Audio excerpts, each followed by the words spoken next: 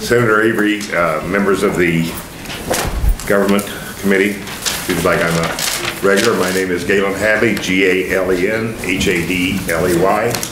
I represent the 37th district, which is Kearney, and I am here in opposition to LB935. I'm giving you an analysis that I did on the scoring on the proposals for the cities of Grand Island, Hastings, Kearney, and North Platte. The scoring was done by a committee composed of Kathy Lang, Director of the Department of Economic Development, Carlos Castillo, former Director of the Department of Administrative Services, and John Hilkert, Director of the Nebraska Department of Veterans Affairs, after visits to all 4 sites. The scoring was made public at the request of the legislature. The final decision was made by Governor David Heinemann. When we talk about this now, we have a responsibility, and that responsibility is to do the best we can for the people of the state of Nebraska. So if we're going to change the rules and go back and change the decision that was made, we're going to have to answer why the decision that was made was incorrect. Because you know that the city of Grand Island finished closer to last than they did first. You're going to have to you would have to put yourself in the position of those people that went out and actually did the analysis. One of the concerns that I have is that this, to me, is a little bit of an after the fact being upset, because the process was open. Any time in the legislative process last year, a bill could have been put in that said, this facility will go to Grand Island. That could have been done. The appropriation could have said, we will appropriate $47,015,459 to the Veterans Home to rebuild the Veterans Home in Grand Island.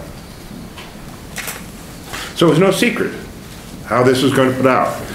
I want to read to you. It is the intent of the legislature, which is us, that the Department of Health and Human Services shall provide a report electronically to the legislature outlining the process and criteria used to select a site for the new Veterans Home.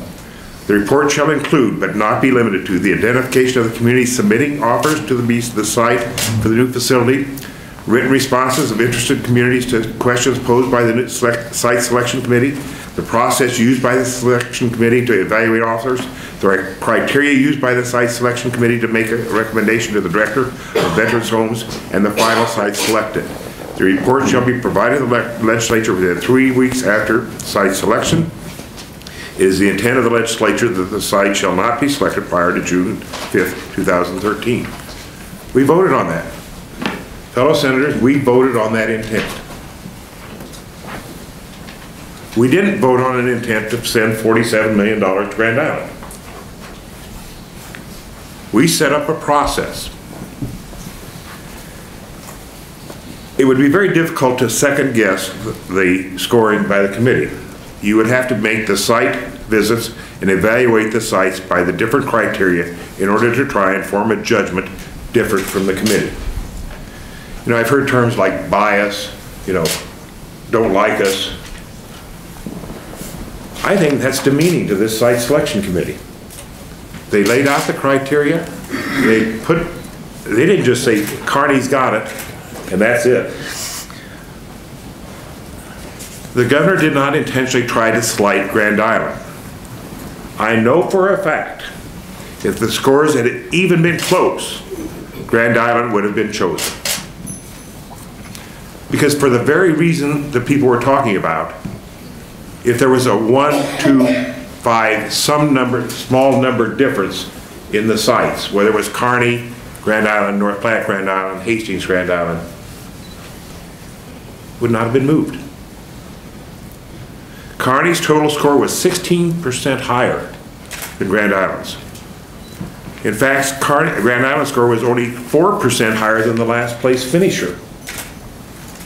North Platte, the second place finisher, Hastings, had a score 9% higher than Grand Island. So we have to ask ourselves, was the committee biased? Did they intentionally say, okay, we're going to make Kearney first, and this is how we'll do it? I don't believe so. Another telling number is that Kearney had out of the 9 categories, had the highest score in 5 of them, tied with Hastings in 2 of them. Hastings had the highest score, or tied for the highest score. They had the highest score in 2 and tied in 2.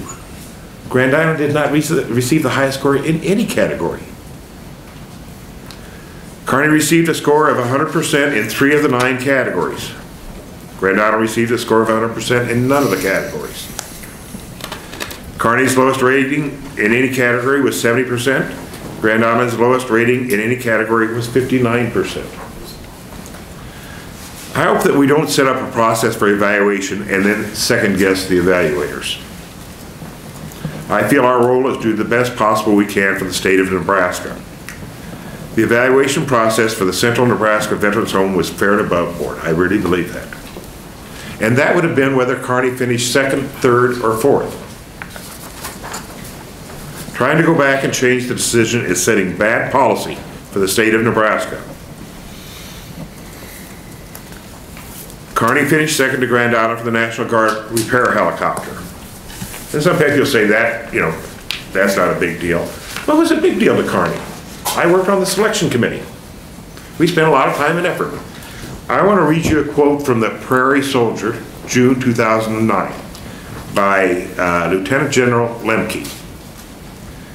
"Nothing like this comes without a number of tough decisions and commitments," he said. Moving of the helicopter facility from Lincoln to Grand Island.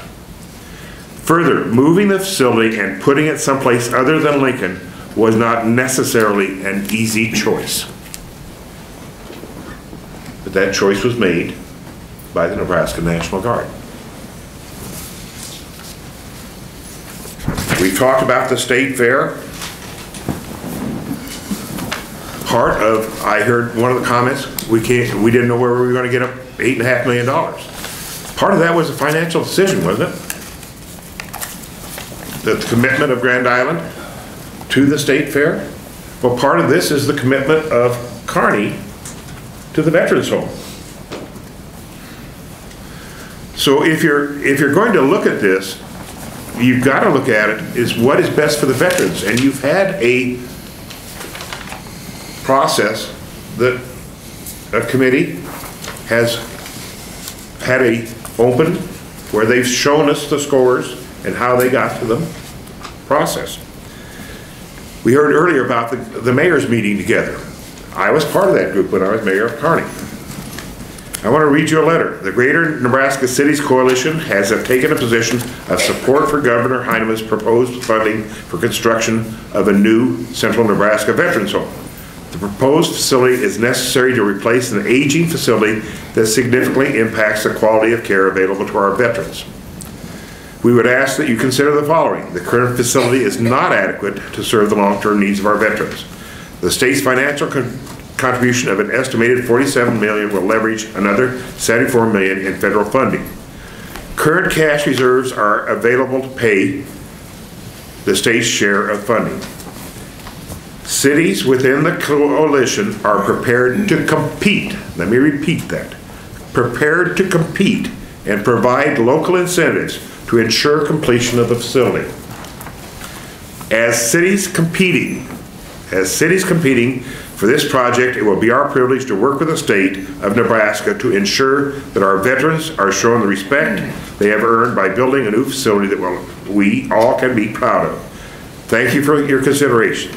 Signed, Jay Vavricek, Mayor, Grand Island; Vern Powers, Mayor, Hastings; Rick Jeffrey, Mayor of Holdridge; Stan Klaus, Mayor of Kearney; John Paget, Mayor of Lexington; Dwight Livingston, Mayor of North Platte. This is dated March 25th, 2013. This to me seems like a letter saying we're okay with the process.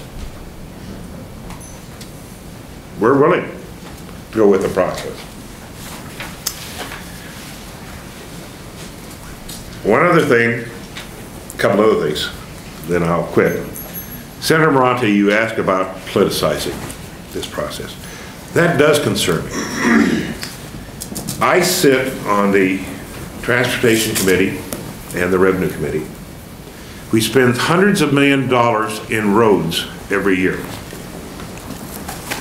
I've never once voted on where a road will go. I've never once voted on which road will be resurfaced. I've never once voted on where an interchange will go. If you're a member of the Highway Commission, you have never voted on where a highway will go. You will never vote on where an interchange will go, because that is in the parlance of the Department of Roads.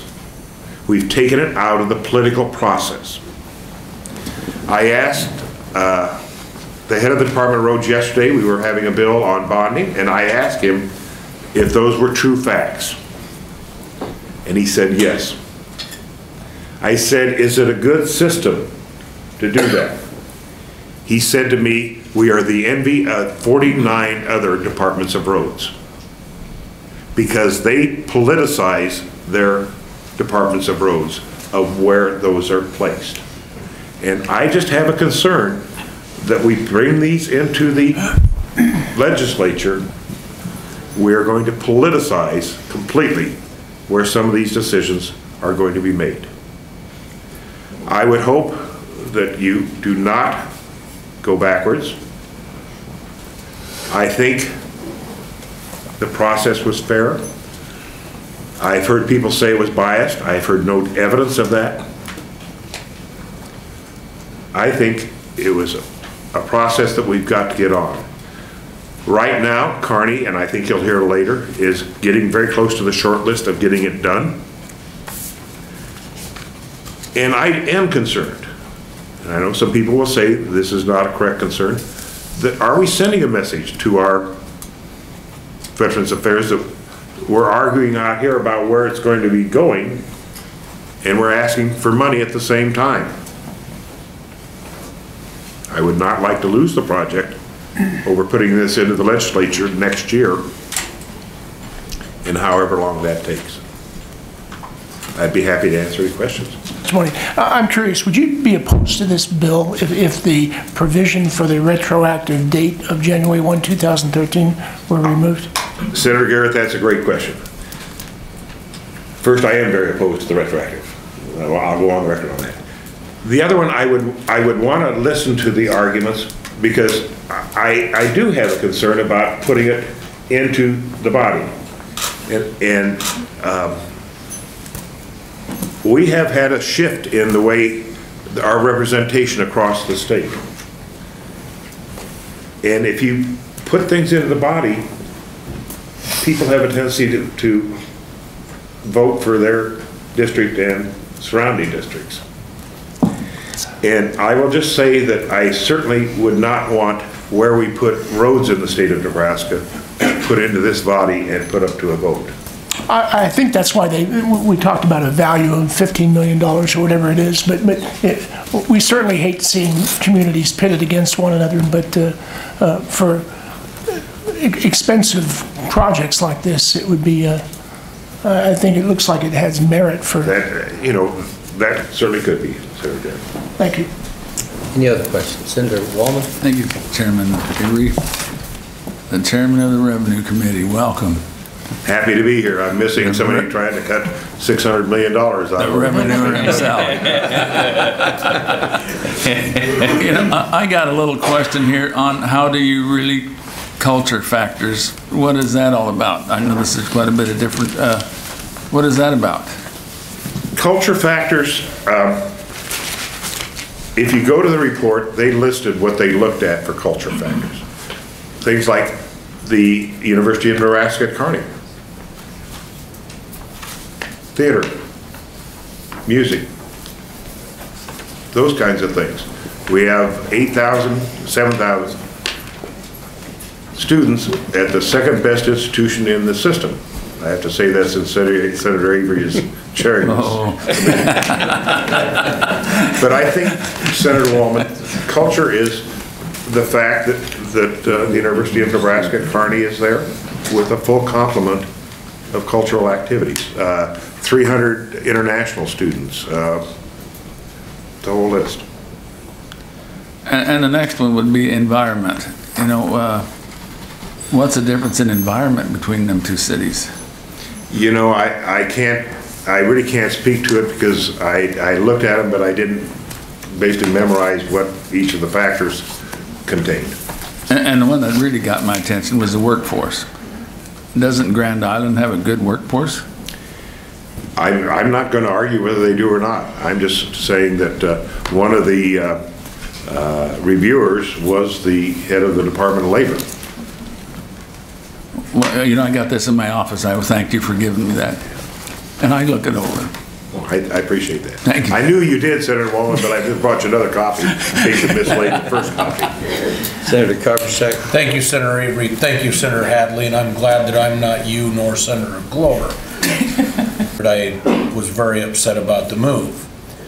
However, that did happen on the floor of the legislature, and that was decided there. How do we not say that this shouldn't also be done there?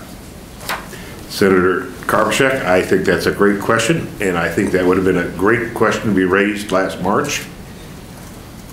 February. But you go through, how would you have thought, I'm sorry, I know that testifiers aren't supposed to ask questions. Well, hypothetically. Hypothetically, what would have been like if the decision had been made to keep the state fair here, and then the next year somebody came in and said, well, we really want to move it to Grand Island now, so we want to go back and change that decision that we made last year. So I think there was a time that maybe, you know, if you didn't like the fact of competition, but I think there was competition in the state fair. I wasn't here, but you know, it was mentioned the $8.5 million and those kinds of things. So I think there was competition between Lincoln and Grand Island. I know there was competition between Grand Island and Kearney for the helicopter facility.